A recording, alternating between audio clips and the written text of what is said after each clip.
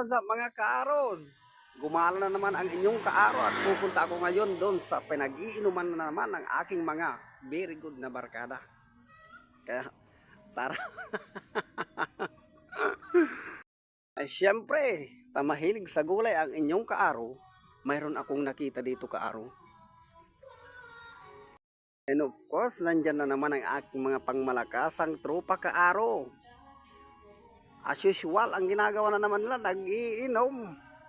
Of course, kaaro, shout out sa mga nanonood ngayon at mga mahilig sa gulay. May nakita na naman ang inyong kaaro.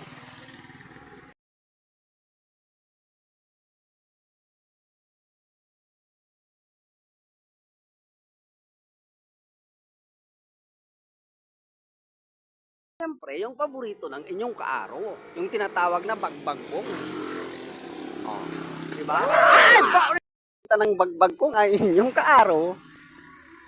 Ay, syempre, hindi ko na palalagpasin yung pagkakataon, kaaro, dahil minsan lang pumunta ang inyong kaaro dito. Kuha tayo ng bulaklak, kaaro.